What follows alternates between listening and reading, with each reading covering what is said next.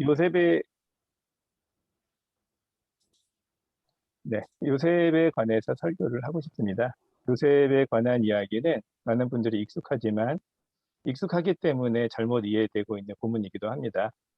그래서 요셉에 관해서는 꿈의 사람이라는 말이 가장 우리에게 익숙한데 이것이 좀 오해된 부분이 있어요. 그래서 저는 제목을 꿈꾸지 못한 요셉이라고 지어봤습니다. 왜 꿈꾸지 못한 요셉이었는지는 이제 본문을 통해서 말씀드리고 싶습니다. 이 꿈꾸지 못한 요셉이라는 설교를 통해서 우리가 좀 신앙에 대해서 돌아보고 또 성경 해석에 대해서도 생각해보는 시간을 좀 갖고 싶어요. 요셉에 관한 이야기에서 우리가 가장 많이 들을 수 있는 말이 꿈의 사람이라는 말이잖아요. 여기서 꿈은 단순히 잠잘 때 꾸는 꿈을 의미하는 게 아니죠. 비전의 사람이라는데 요셉을 비전의 사람이라고 알고 계실 것 같아요. 요셉이 많은 고난에도 불구하고 하나님이 주신 꿈을 품고 비전을 가졌기 때문에 성공했다. 이런 스토리텔링을 우리가 많이 알고 있는데 이런 식의 성경 해석이 우리에게 약간의 감동을 줄 수는 있지만 성경이 주는 깊은 감동에는 이르지 못하게 하는 역할도 해요. 그래서 우리가 선입견을 내려놓고 성경을 바라보고 이것을 우리 삶에서 어떻게 적용할지를 좀 생각하는 시간을 가졌으면 좋겠습니다. 오늘 성경 본문을 신중하게 읽어보면 요셉은 흔히 말하는 꿈꾸는 사람이 아니었다는 걸 알 수가 있어요. 그러니까 비전의 사람이 아니었죠. 그냥 잠잘 때 꾸는 꿈은 누구나 꾸는 거니까 그 꿈을 꾸었다는 걸로 요셉을 꿈꾸는 사람이라고 할 수는 없는데 요셉을 꿈꾸는 사람이라고 할 때는 비전의 사람이라는 얘기인데 요새는 비전과는 거리가 좀 멀었어요. 오히려 우리가 주변에서 걱정스럽게 바라보게 되는 생각 없는 혹은 평범한 청소년에 가까웠다라고 할 수 있습니다. 요셉은 형들의 잘못을 아버지에게 고자질하는 청소년이었어요.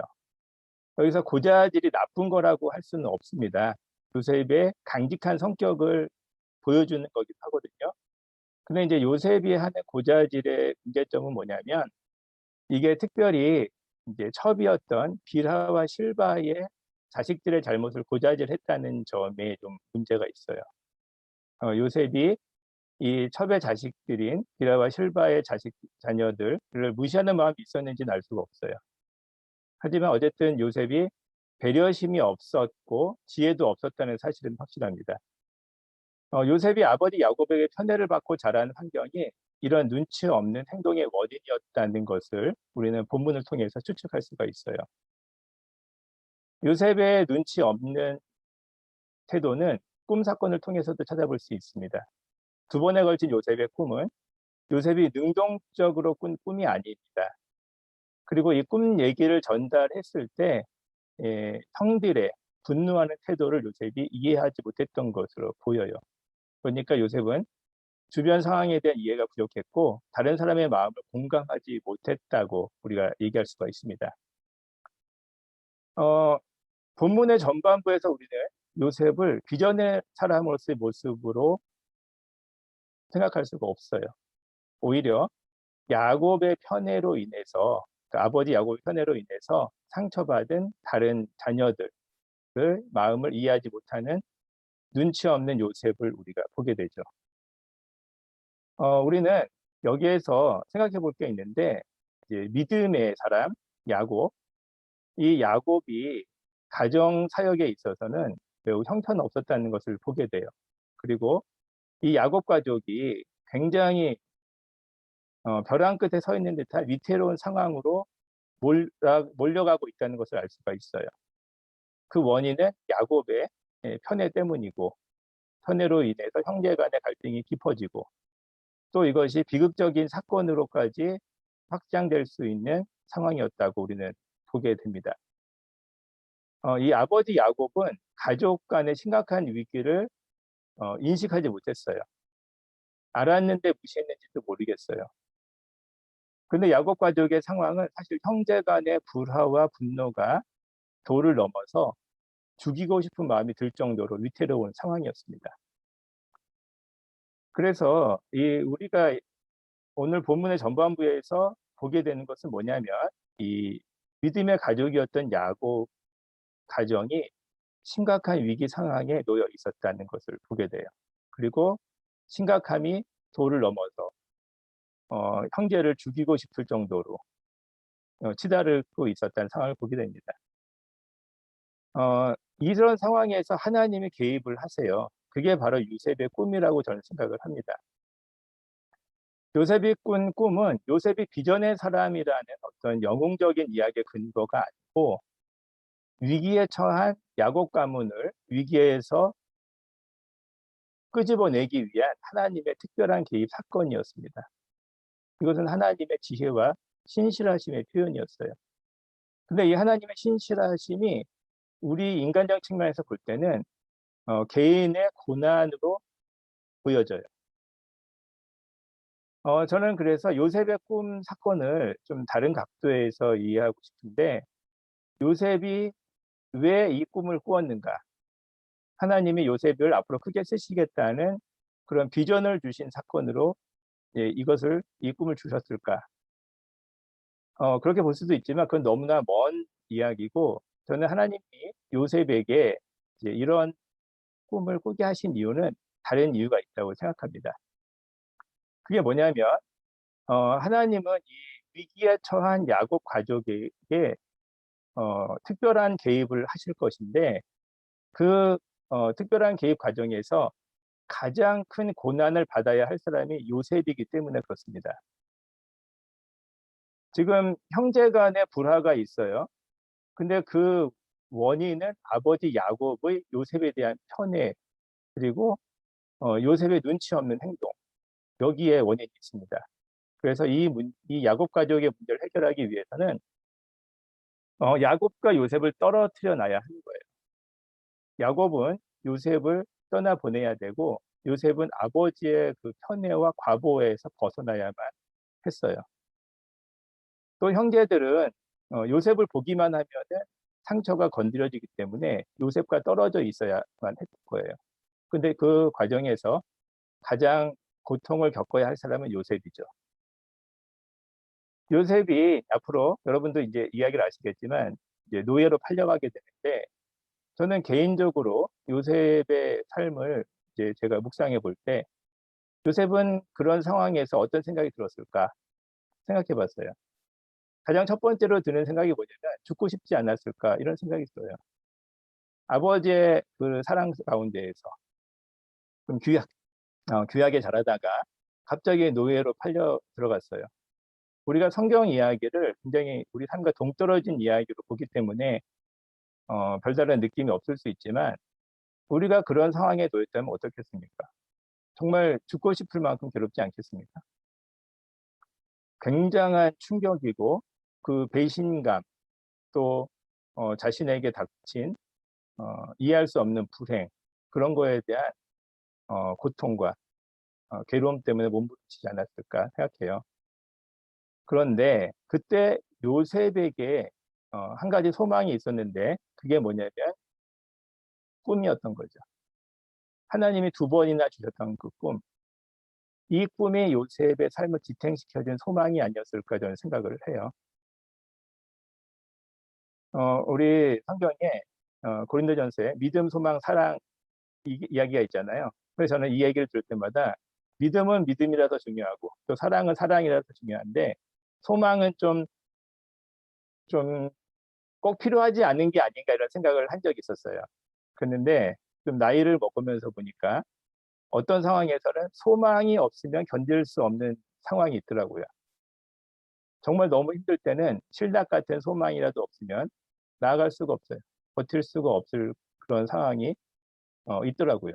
그래서 제가 소망이라는 게 참 중요하구나 생각을 했는데 요셉에게 하나님이 두 번이나 꾸게 해주신 꿈은 이거는 요셉에게 그 인생을 지탱하게 하는 소망이 아니었을까 저는 생각을 해요. 요셉은 아버지 야곱의 보호에서 벗어났을 때 굉장히 성숙한 신앙인으로 성장하게 돼요. 그리고 요셉이 처음에는 굉장히 눈치가 없었는데 나중에는 굉장히 눈치가 있는 사람이 됩니다. 그러니까 형제들의 그 마음을 이해하지 못했던 요셉이 자기가 노예가 되고 또 감옥에 갇혀서 가장 밑바닥 생활을 해보니까 눈치가 생기기 시작해요. 저는 사람은 변할 수 없다고 생각합니다. 하지만 넓어질 수는 있다고 생각을 해요. 사람은 변하지 않습니다. 그러나 여러 위치에 서봤을 때 그 생각이 넓어질 수는 있어요. 갑의 위치에 서봤을 때, 을의 위치에 서봤을 때, 또 을도 아닌 병의 위치에 서봤을 때 세상을 바라보는 그 시야가 굉장히 넓어집니다. 요셉에게는 강직하고 또 다른 사람의 그 눈치를 볼 수 있는 그러한 좋은 자질들이 있었어요. 근데 그게 아버지 야곱의 과보 속에서 억눌려지고 성장하지 못한 상태였던 거예요. 근데 그 요셉이 야곱의 보호에서 벗어나서 종노릇을 하고 또 감옥에 갇혔을 때 야곱의 시야가 넓어지게 됐습니다.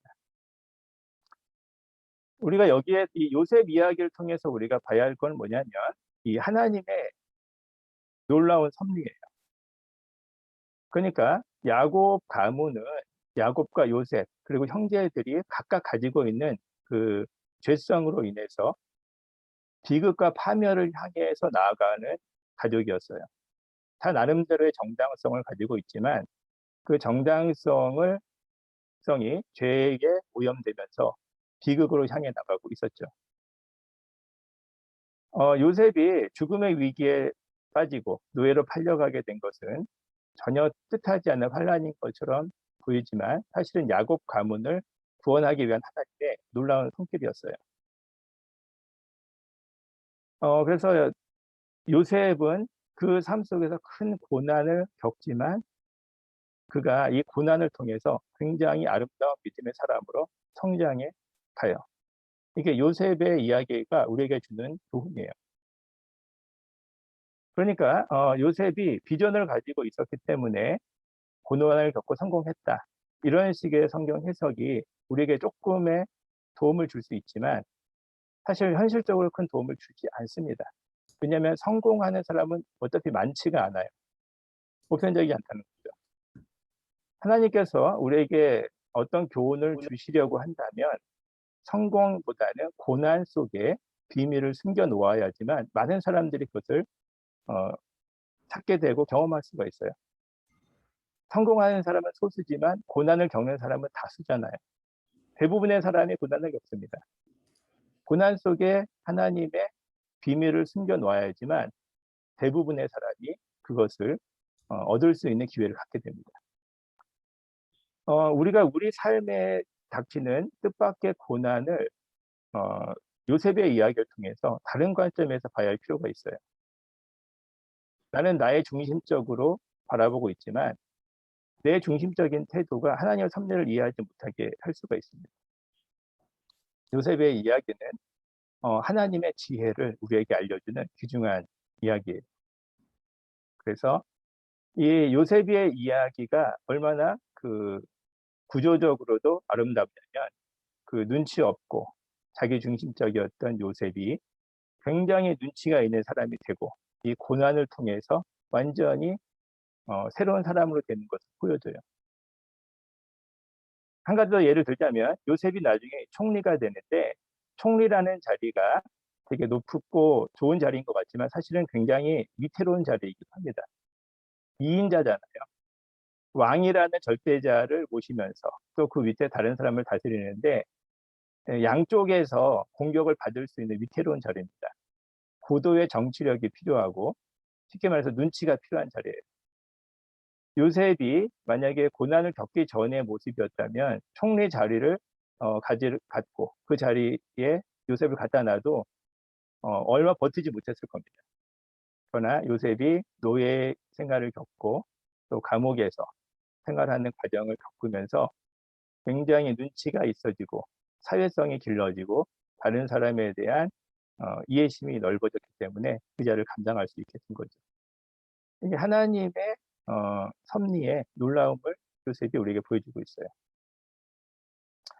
그래서 제가 하고 싶은 얘기는 뭐냐면, 요셉은 꿈꾸지 못한 사람이었다는 거예요. 그것은 요셉의 그 환경 때문에 그랬습니다. 아버지 야곱의 과보 가운데에서 요셉은 자신에게 있는 자질을 발휘할 만한 능력이 없었어요. 사실 요셉뿐만 아니라 우리 대부분의 사람이 꿈꾸지 못한다고 저는 생각을 해요.